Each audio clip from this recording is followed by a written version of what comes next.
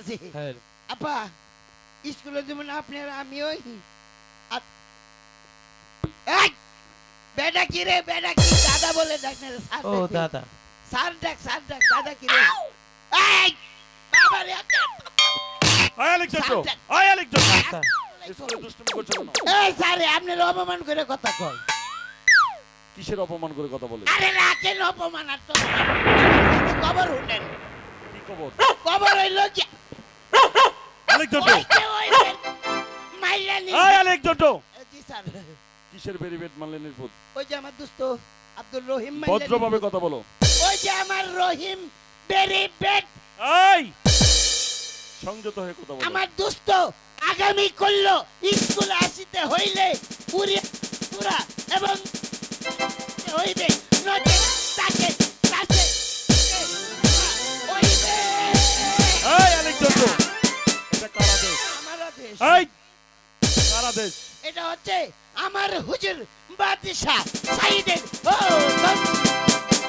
Sir আমি কোথায় পাবো জরির জামা আর উড়িয়ে বাজে ঘোড়া? কিন্তু বাবা রহিম আমার যে কিছু করার নেই, আমি সাইদ বাদশার বেতনভুক্ত কর্মচারী। অতএব আগামীকাল যদি তুমি স্কুলে আসতে হয় তাহলে উড়িয়াবাজ ঘুরাই চড়ে আর গায়ে জরির জামা দিয়ে স্কুলে আসতে হবে, নচেত তোমাকে স্কুলে ঢুকতে দেওয়া হবে না। আলেকজান্ড্রো বলেন আজ তোমাদের ছুটি। আচ্ছা যান আপনি আপা চলেন আসেন আপা আরে আসেন তো আপা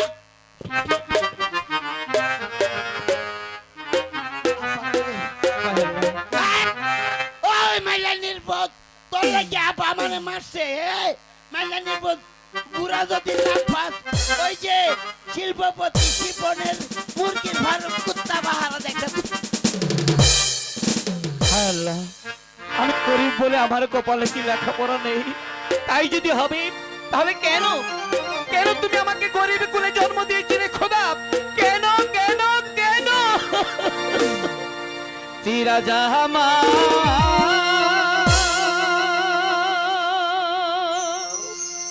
চিরা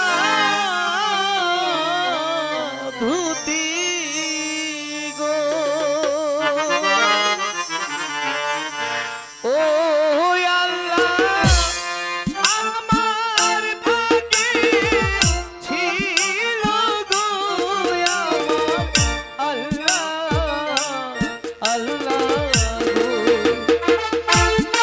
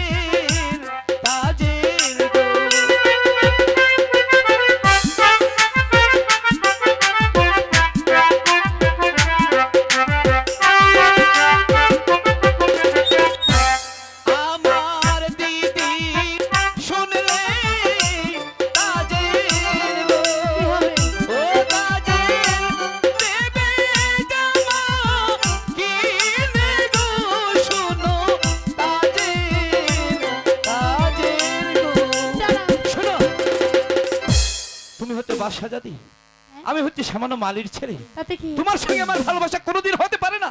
তাছাড়া আমার দিদি শুনলে আমাকে জরির জামা আর উড়িয়া বাজু ঘরে অবশ্যই কিনে দেবে, কথাটা মনে থাকে যেন। দাঁড়াও রহিম, আমার একটি কথা শুনে যাও না। ক্ষমা না জানে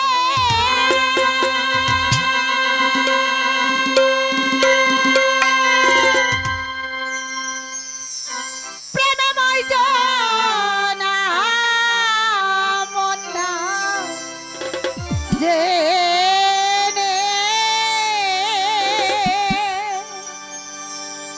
হে প্রেমে মোহি জনা ও শূন্যতা জেলে গো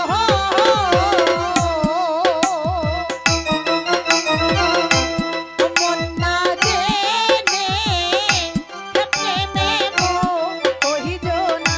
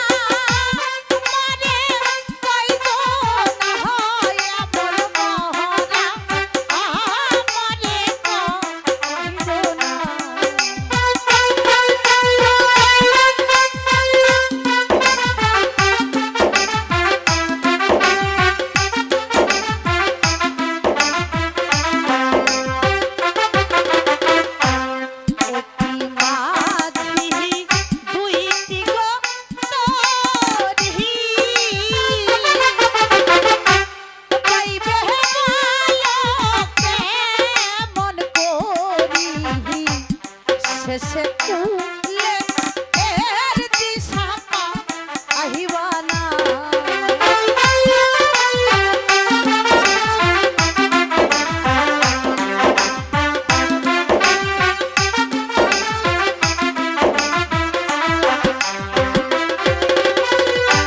শেষে তুলে দিশা পাইবানা শেষে তুলে এর দিশা আহিবানা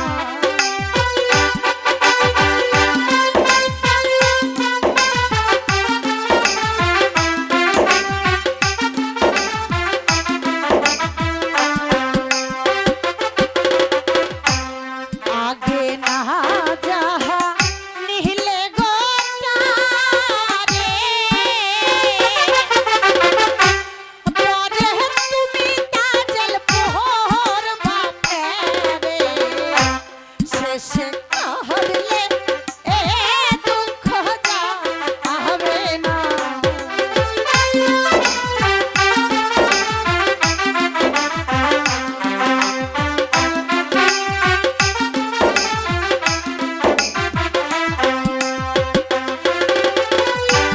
শেষে কাঁদলে দুঃখ যাবে না শেষে কাঁদলে এ দুঃখ যাবে না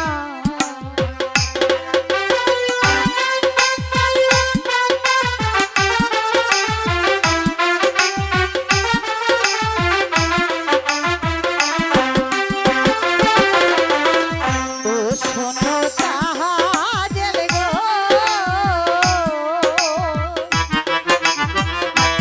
মন না জেনে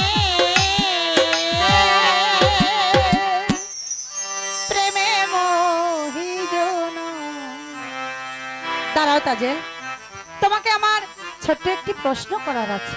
কি বলতে চাও বলে দাও। আচ্ছা তুমি তো শাহজাদি, এই প্রশ্নের উত্তর দিতে তোমার খুব একটা কষ্ট হবে না। আচ্ছা বলো তো দেখি, একটি মাঝি ঠিক কয়টি নৌকা চালাতে পারে? একটি মাঝি কটি নৌকা চালাতে জানে। বাড়ি তা কি তুমি জানো না? ও, আমাকে বলতে হবে। একটি মাঝি একটি নৌকা চালাতে জানে, একটি মাঝি কখনো দুটি নৌকা চালাতে জানে না। তাই যদি হয়ে থাকে তবে তুমি কেন আমার মাঝে নিয়ে টানাটানি করছো? এখানে দেখো, ছোট বড় মোটা চিকন খাটো বেটে অনেক ধরনের মাঝি আছে। তাতেও যদি তোমার না হয় তুমি আমার সঙ্গে চলে এসো, আমি তোমাকে জোনায়েত ভাইয়ের সঙ্গে যোগাযোগ করিয়ে দেবো।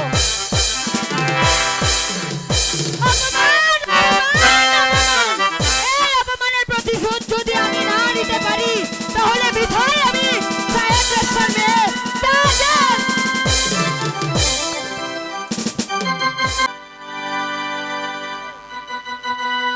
আমাসি গো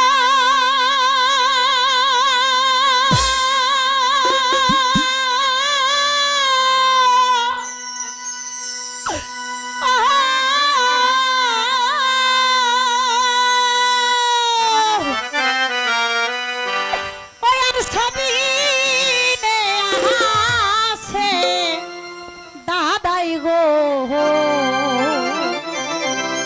ওহো হো মাসি হাসিতে হাসিতে গো আমার মাসি মাসি গো মাসি আমার দাদা মাসি আমার দাদাকে ভীষণ মানাচ্ছে।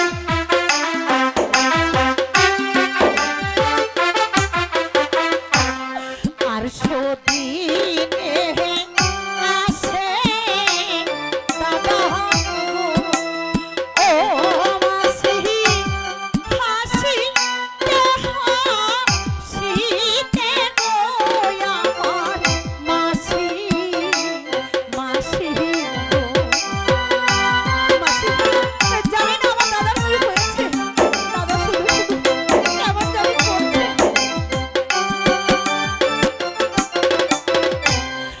আদি কেন আসে দাদা গো, ও মাসি কাটি দিতে গো আমার মাসি মাসি গো। ও মাসি গো, ও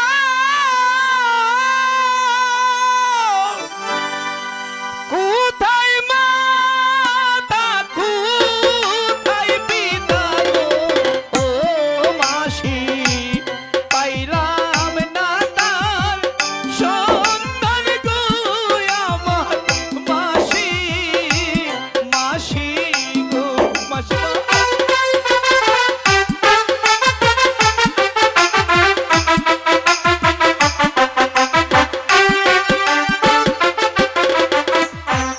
কোথায় মাতা কোথায় পিতা গো, ও মাসি পাইলাম না তার সন্ধান গো আমার মাসি মাসি গো।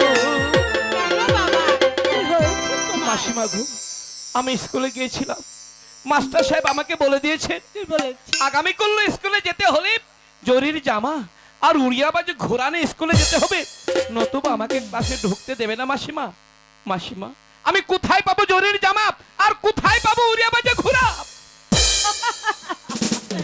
তার জন্য তুমি পাচ্ছো, হ্যাঁ গো মাসিমা। এর জন্য তুমি কোনো চিন্তা করো না। তোমার দিদি শুনলে আমার দিদি? সব কিছু ব্যবস্থা আমার করবে। দিদি শুনলে সব ব্যবস্থা করবে? হ্যাঁ, চলো। তাহলে চলো আমার দিদির কাছে চলো।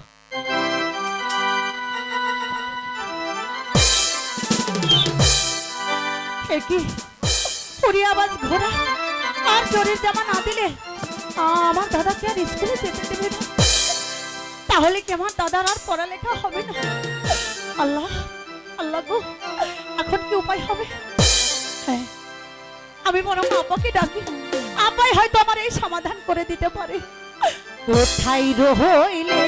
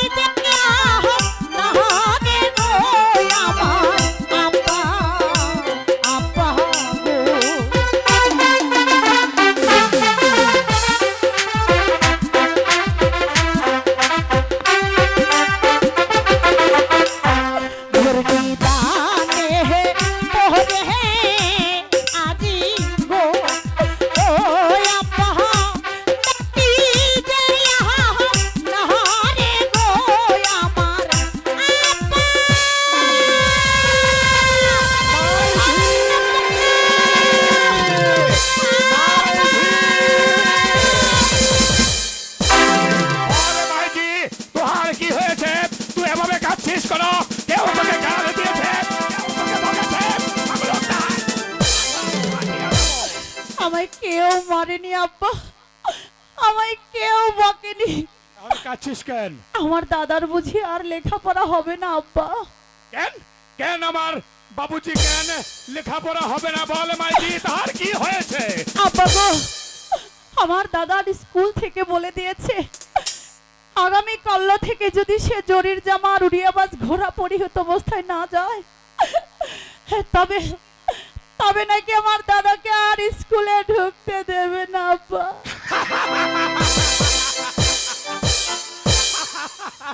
আমার এই বিপদের দিনে তুমি হাসছো? अरे माई जी, हम लोग তোহাকে উড়িয়া ভাজ ঘোড়া আর জরির জামা भी দেব মাই জি। তুমি আমায় দেবে? তুমি কোথায় পাবে? তাহলে শোন মাই জি, একদিন একাব্বর, আরে মাই জি, তুই একাব্বর বাদশার নাম শুনে এভাবে কেঁদে উঠলে কেন মাই জি? বল মাই জি, তোর কি হয়েছে? আব্বা, আব্বা গো, কি হয়েছে বল মাই জি।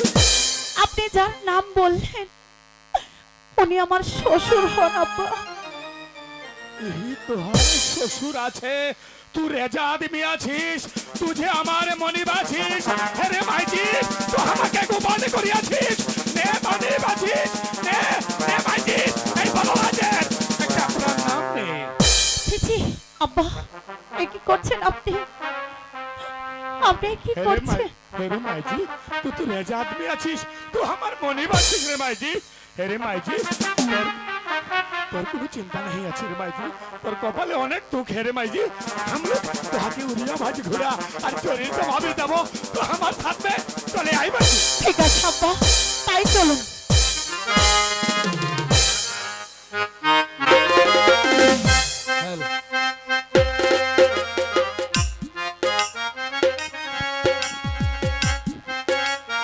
শোনো বাবা রহিম, স্যার, আজও তোমার উপর একটি আদেশ এসেছে। কি আমার স্যার? কিছু করার নেই। আগামীকাল থেকে তুমি স্কুলে আসতে হলে হাতির উপর আমলা দিয়ে তোমাকে স্কুলে আসতে হবে, স্যার, নচেত তোমাকে স্কুলে ঢুকতে দেওয়া হবে না। আমার কিছু করার নেই, আজ তোমাদের ছুটি।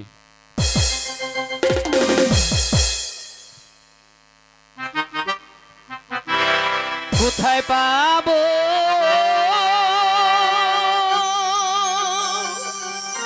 টাকা পয়সা গো? ওই কোথায় পাবো হাতি গো আমার? আল্লাহ আল্লাহ গো।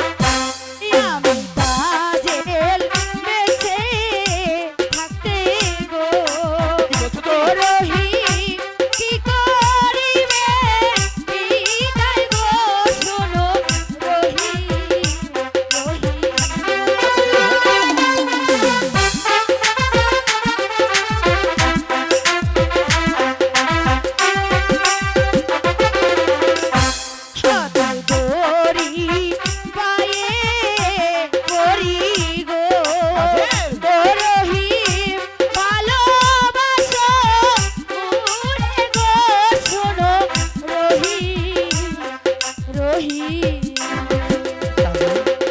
তুমি সত্যি বলছো? আমায় তুমি হাতে হ্যাঁ, আমায় তুমি আমি ফাঁকি তোমাকে দেবে না? সত্যি সত্যি হাতে কিনে দেব। আমায় তুমি ফাঁকি দেবে না তো? না, কখনো ফাঁকি দেব না। সত্যি? এই তো আমি তোমাকে সত্যি করে বলছি, সত্যি? তোমাকে আমি কখনো কোনোদিন ফাঁকি দেব না। আচ্ছা। ওই আমি তোমার আচ্ছা। ফাঁকি দেব না, আমি তোমায় ফাঁকি দেব না।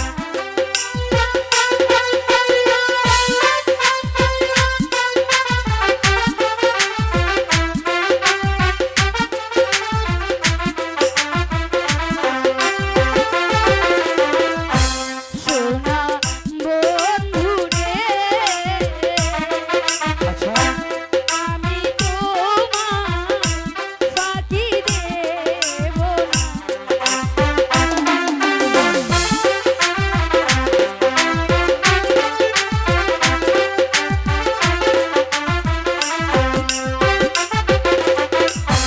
তোতে দিব মাখন গোছানা, ছুটে দিব ফুল বিছানা, পরাইব ও জরির জামা।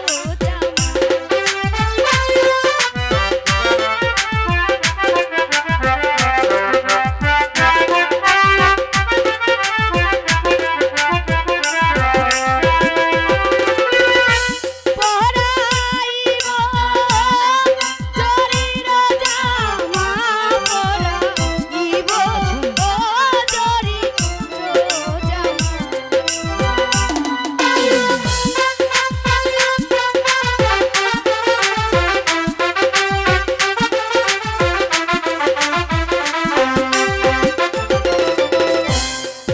আমি তোমার ফুলের গলি, মধু খেয়েও ওলি ওলি, সোনার যৌবন আর তোমায় করব দান।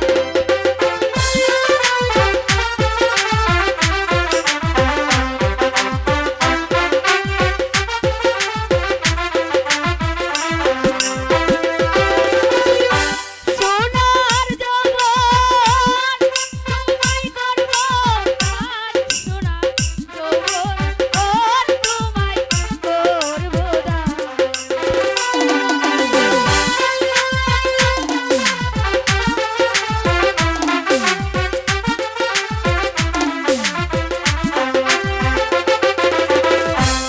আমি তোমায় ভালোবাসি, আচ্ছা। সেজন্যই স্কুলে আসি, সত্যি? নইলে আশা আর ছিল কি দরকার।